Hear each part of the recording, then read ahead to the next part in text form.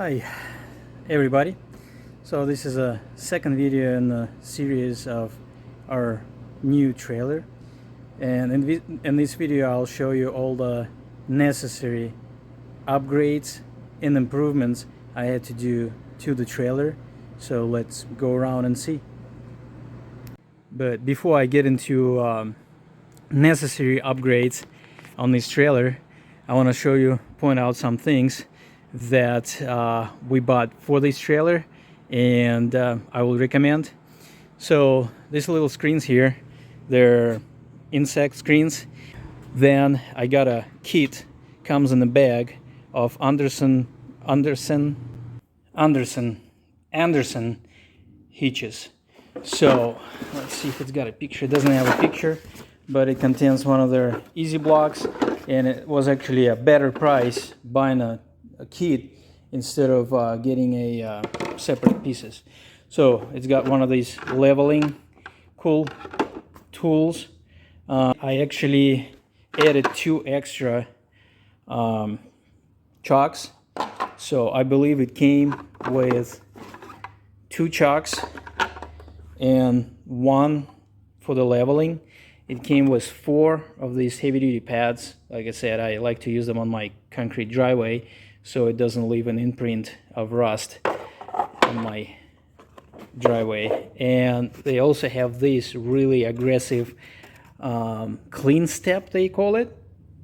So that was part of the kit. The only part that was not in the kit is 2 extra chocks, but the rest of it was in the kit.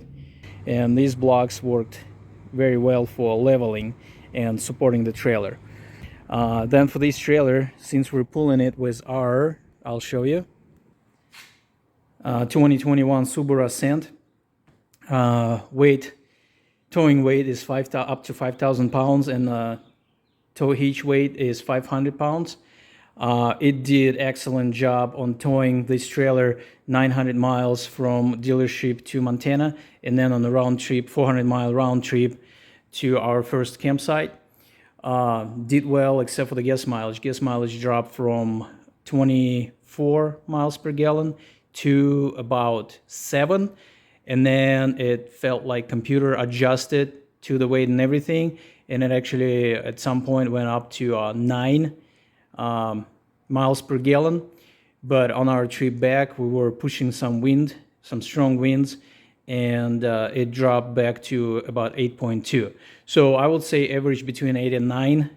I tried cruise control. Don't use cruise control.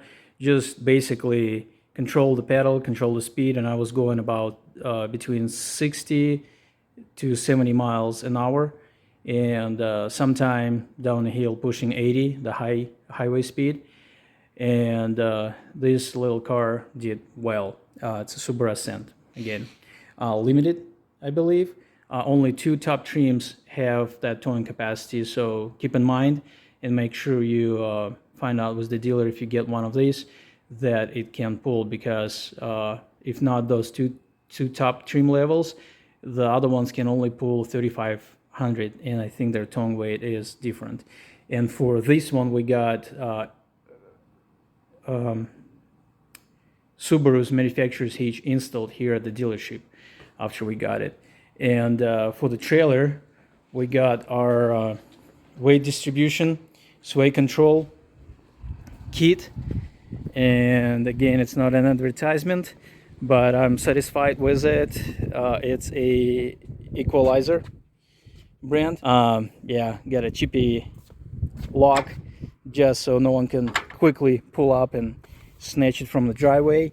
Got a cable lock that's from my bicycle rack with some master lock, just to keep that tank in place instead of taking it out every time and putting it in the garage. For this trailer, we got upgraded to 2 batteries instead of 1. And this trailer actually, again, Midwest Edition, accommodates for 2 24 series batteries, where the ones that sold locally, they only accommodate for 1 24 series battery going that way, and it had to be modified for 2. So this trailer also came prepped for solar here on the... We are not affiliated with this dealership, but I do recommend those guys. We had flawless transaction. Everything that we wanted to be put on the trailer, we had them put on the trailer in a very short period of time. They didn't have enough time to upgrade the battery brackets to accommodate for bigger batteries. Otherwise, I was ready to buy those more expensive batteries and finance them with the trailer. So those guys also put one of these battery controllers on the inside. I did tell you guys about bracket that I built up. Just watched previous video and I explained what I did there to hold our generator in.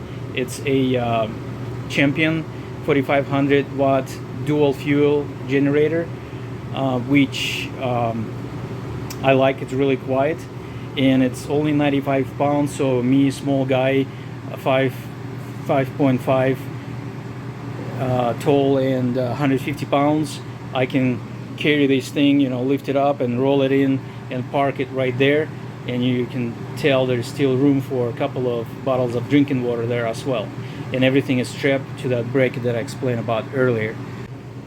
So here we go, we updated our flimsy plywood that will bend down when you sit on it with this 11/32, and those were leftover pieces from my project here and my project for the bed, so that worked out well.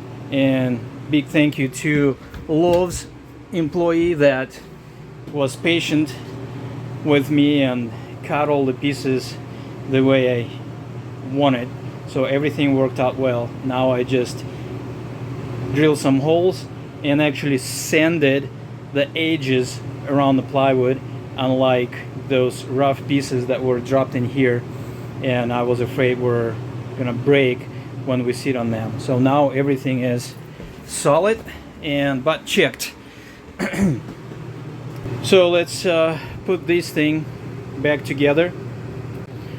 So this is how it is in transport, and or when you want to make it a bed, you just put these two cushions into that spot and you got yourself a dinette bed.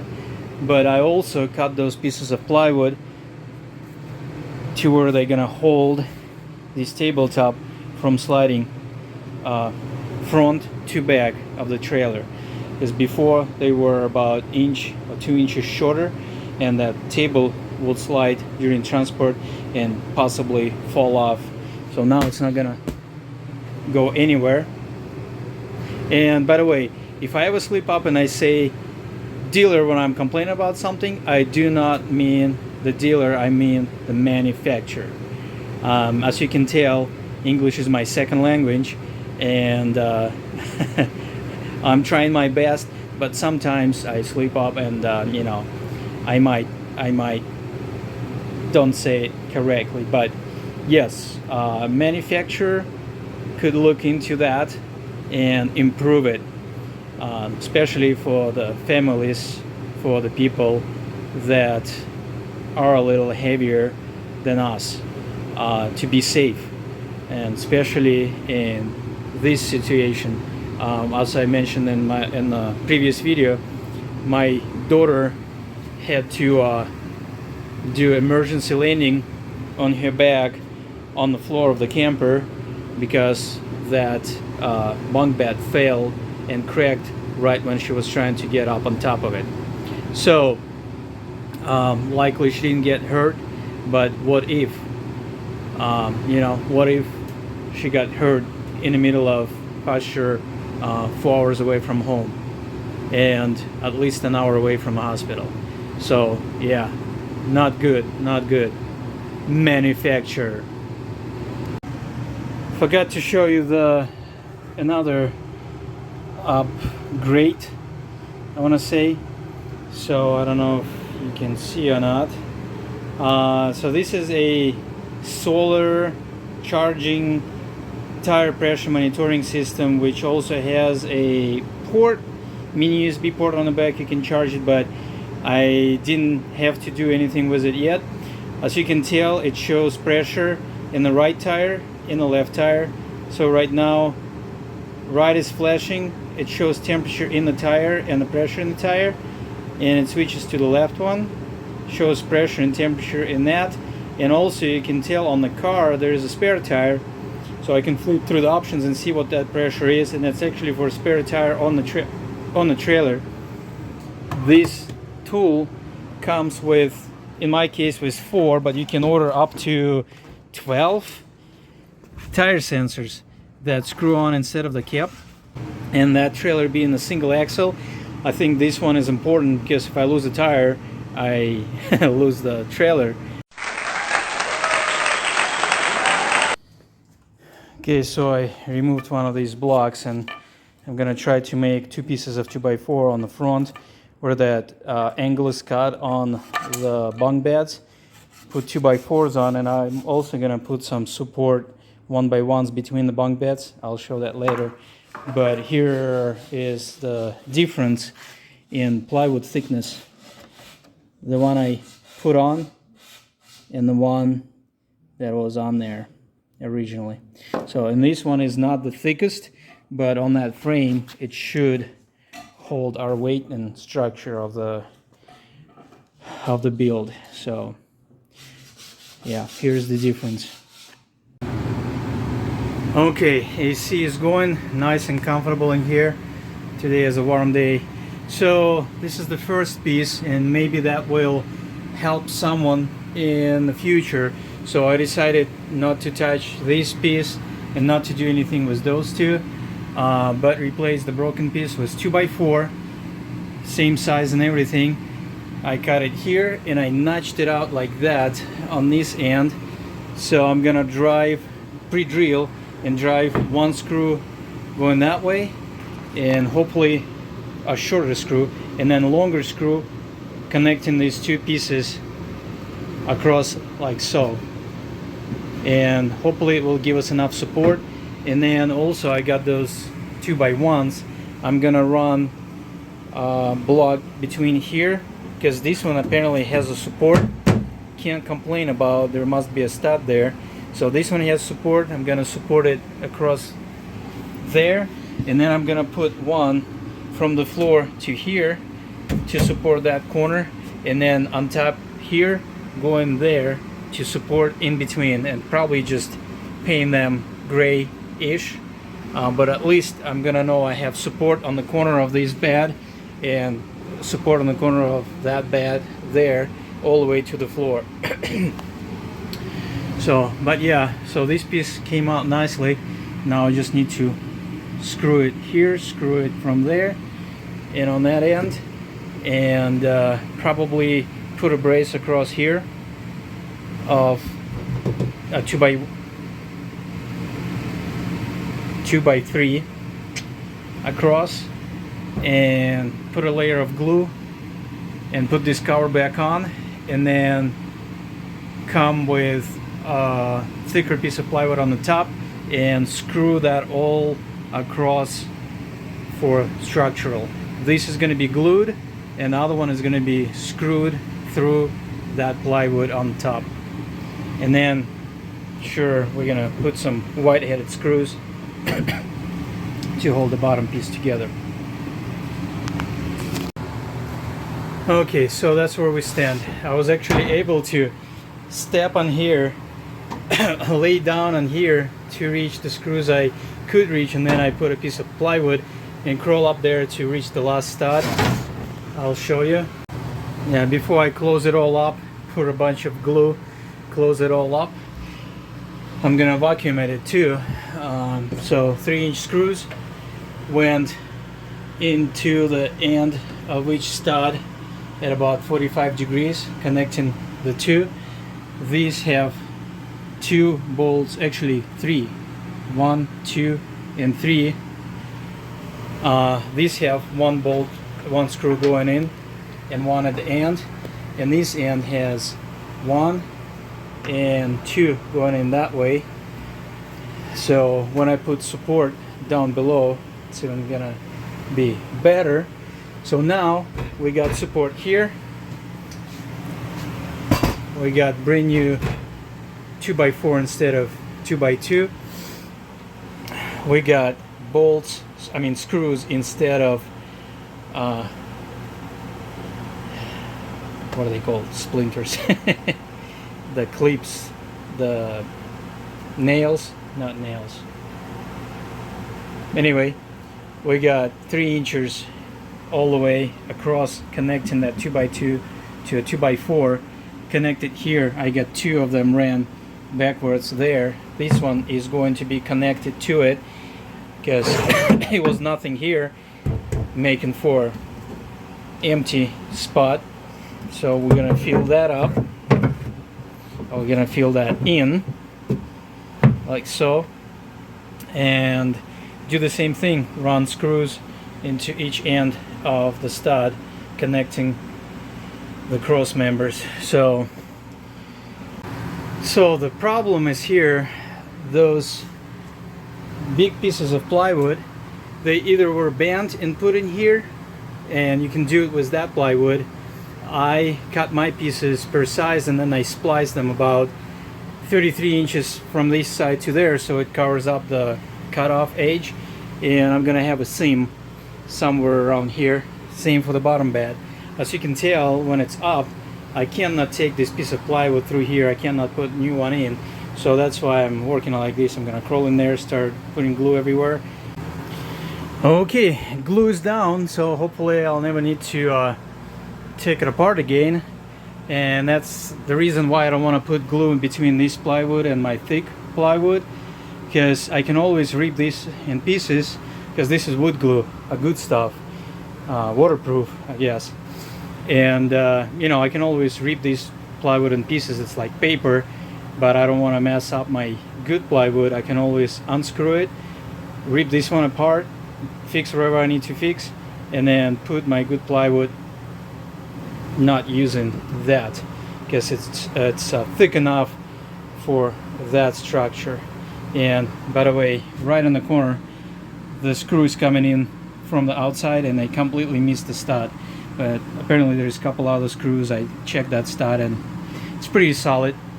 Yeah, the most weight is usually put right in the middle of it or right here when you crawl in to the bunk bed. Okay, piano, we can close it. Okay, here, you take video of that.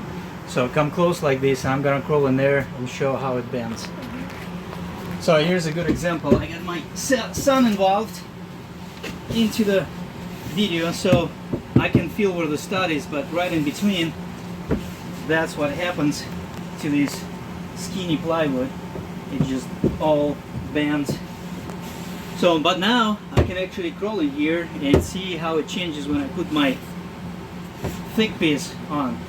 Hopefully you can see it on the video. Can they see it on the video? How it flexes? Yeah, how I flex? Okay.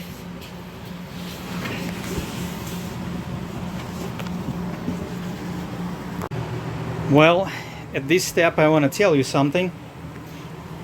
I cut it 33 inches, this white piece, because I didn't want a seam here. If you don't care about seam being here, which I didn't like because that's the area where you put your weight on, so I want it as far away as possible. So it's about here, but because of that angle I had really hard time fitting this piece in. I was like barely in there. I actually had to bend this out to push in, and it laid down. And I actually use a whole 48 inches except for the cut, and I don't know how much the cut takes, 3/16 maybe, 2/16 of an inch. Was it 1/8 of an inch? But it was not enough. It's really tight in here, so you might want to check actual, and I did. It was supposed to be 37 3/4, so that 1/16 or 1/8 of an inch was a little bit too tight, but I was able to spread the seam, push it all in. Now I honestly don't even need to look. It moves as one piece. I don't need to do anything with it, but I am going to run screws all the way across and all the way around and across where the beams are, and see if my stud finder will help me. So this is my son Neil, 6-year-old. Say hi. Hi. Okay, he's a secondary operator. Okay, so now let's give it a test. So this is our finished product. just for the bottom bank so far. The top one still needs some work on, but this is solid. Neil will say solid? Solid? Rock solid. Yep. No movement. Here's all my weight, all my whole 150 pounds on basically on one knee, and there is no flex whatsoever. So I feel really safe on this bunk bed now. Well, now let's go to the top one. And the reason I did the bottom one first, because I can put my support right here, right now, before I crawl up onto the second bed.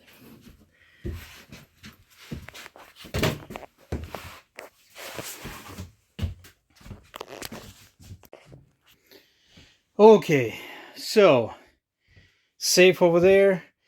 Put pillars in.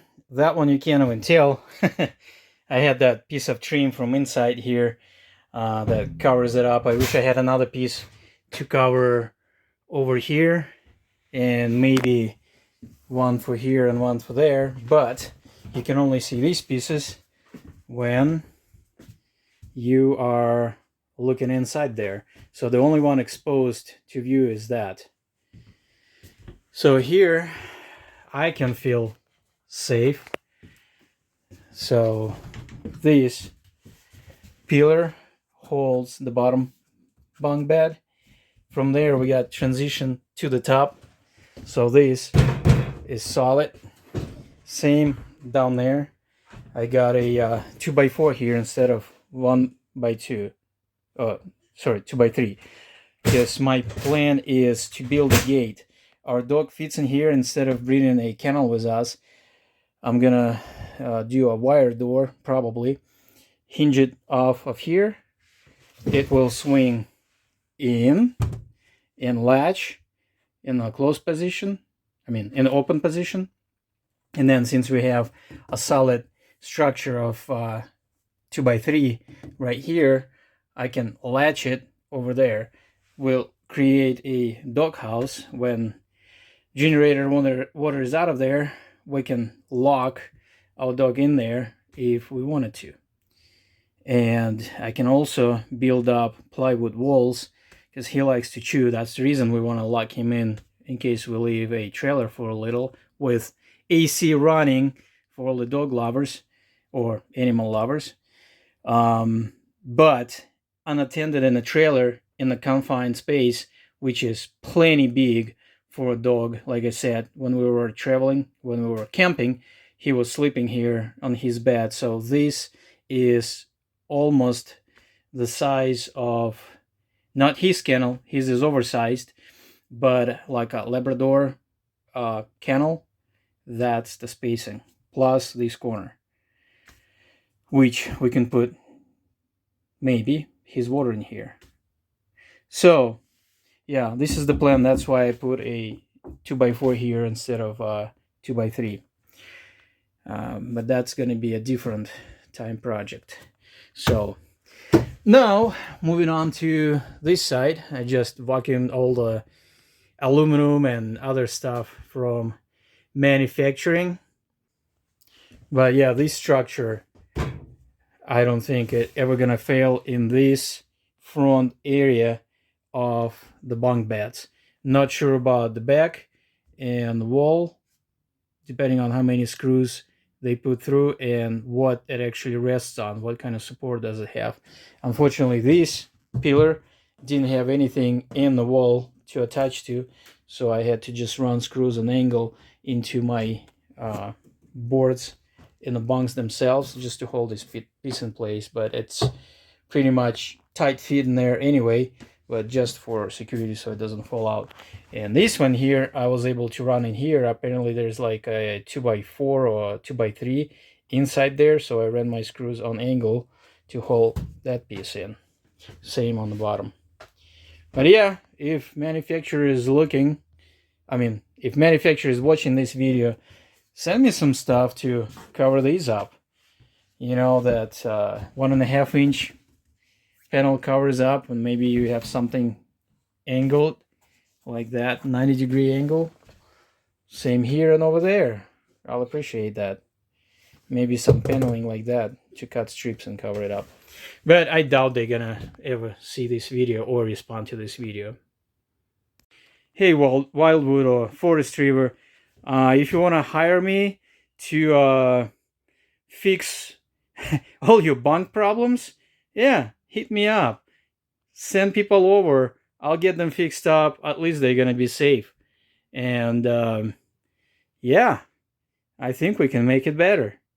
Or you can look and learn from my experience, so you don't get cases where someone breaks the bunk, falls down on the person down below, suffers injuries, or does the flip on the back and injures themselves and then sue you guys. Keep that in mind. Or better yet, you know what's missing? Where's the camper? A ladder. Can't you provide a ladder for the dealer to sell? Where's the camper? Hey, this is a bunk bed. Kids, maybe adults, will try to crawl up there. Guess what happens? Yeah. So, another cheap option. Provide it. And your problem might not be as severe as it was here.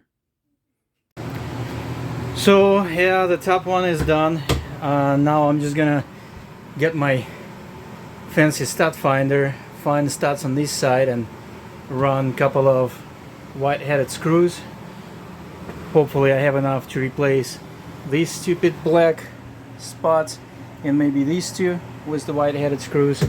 And next step to put these trim pieces on. But I was gonna say, how can you stand behind product like you produced? I don't think they do. And I also think that poor dealers, they cross fingers that no one's gonna try the bunk bed or the actual bed. Just walk around, see how pretty it is, and walk away and pay the money. But I encourage you to go ahead and try everything. Open all the doors, sit on the bed, lay down on the bed, sit on the couch, sit on the dinette, put the table back up and down, make sure everything works. Dealers do, at least the one we went to, they do their inspection, but they don't see what's inside of those beds. So climb up there with your own risk. Check those beds out. If you want to have two kids on there, crawl there yourself and check them out. So this one here is solid. This one here, it flexes a little bit in the middle, the whole thing, because there is no middle support right on the bottom one.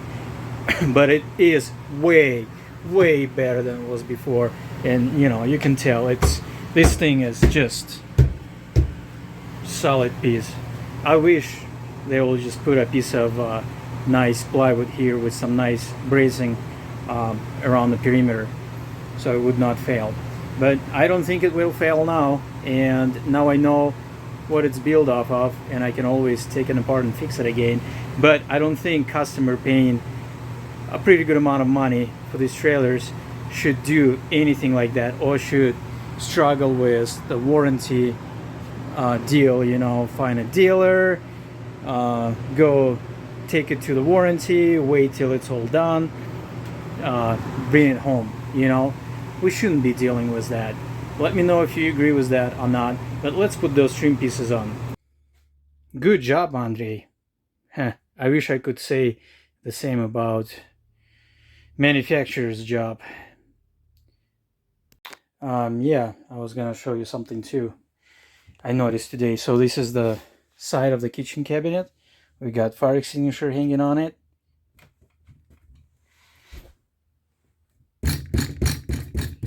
Same thing, plywood, no structure. There is a probably 1x1 about here, and these all areas just empty. Well, moved on to the bed project. This is my new piece of plywood. That's my old piece of plywood. And I was like, should I leave those screws in, or should I take them off and make everything nice and flat, and maybe spread some glue here so those pieces are solid, and I'm glad I did take those screws out and actually look down. Oh, looky, what are we missing? Looks like we're missing a couple of 2x2s. Yeah, I wonder why it was all flexible. That's my side where I sleep. And yeah, well, I guess we're gonna be putting some more lumber in here. Well, looks better now, doesn't it? I wonder why I was crawling in there and everything was so soft. My wife was complaining about stiffness of the mattress, and my side was really soft and cushiony. Yeah, that's why you saw this plywood, how nice and flexible that is. I guess that could have been a plan. But anyway, now it's all braced. Now we're gonna glue some plywood on it, put some thick plywood on top of that, and move on to this side. So also I forgot to mention, there, I'm not finishing all the screws yet. I gotta put that hinge over, probably use some of the bigger screws instead of smaller screws. But also I was concerned about what I'm gonna do with the edge, because right here they've got this nice cheap plastic piece that covers everything up, but there's not enough room to accommodate for that new piece of plywood. So I found this Home Depot shower section. This is a glass edge seal. It's exactly 72 inches, and that's what I need, I believe. Let me see. Boom, perfect fit. So it's 72 inches, and this piece is 72 inches compared to that one 75. And they had to accommodate for the window. And as a matter of fact, you know, this piece lifts up, and you're gonna be careful not to have window open when you lift or lower the bed, because it will break that red plastic piece off, and this is the only thing that holds the window open like that. There is a notch built right into that red plastic piece, otherwise you're just gonna have these, so you're gonna have to come up with something or get a new piece. So make sure you keep that locked, and watch out for this plastic piece as well. So you gotta make sure we don't move the bed too much so it's in the same spot. See how they left that gap? And there is also a gap here to accommodate for the latch, because it goes past that latch. So yeah, this piece goes around, and I got two of them. One is gonna go here, another one might go on that side. Okay, so this part is done. This trim piece here fits really snugly onto the 11/32 plywood, but the actual size of that trim is for 5/16. So fits tight, and then I put screws right next to, so the other side of it is tight between the two pieces of plywood. And this piece here only had stud here, stud there, and another one there, versus 1, 2, 3, 4 there that I put in. But anyway, I decided not to put anything on this side because it will hit there. I didn't put anything on that side either. I just smoothed them out with some sandpaper on both sides. So yeah, bed is also ready. So here it actually went a little higher than the original, so it's a snug fit right now for that latch. See if I can do it with one hand. There, still does the job, so I could do it with one hand. But yeah, there is nothing holding the bed there. Hopefully it didn't get too heavy to break off. And I also reinforced these two bars, these two studs, and these ones here as well. Okay, woodwork is done for today, but I still have all the screws for the cabinets to replace. Okay, done for today. So yeah, let me know what you think. You can do this, you can subscribe, hit that bell, make sure you do that so you can get updates This was video number 2. And from there, I think all is just going to be better and better. Yep. Let me know what you think. Leave comments below. And have a nice day. Well, I can't just let you go. Look what I found. I found a zipper. So let's investigate and see what do we have here for our mattress. And surprise, surprise. Instead of one, we got 2 pieces of the same material that goes onto the bunk bed. So, yeah, what you think about that? Look, it compresses nice and completely. So, yeah, looks like we're gonna have to invest into some real mattresses in the future. So, yeah, that's what it looks like when it's all put together, despite some trash laying around here and there. But, yep, plenty of room for 4 of us in this trailer, so can't complain there. Main stuff is done before our next trip, so now we can safely sleep on our beds.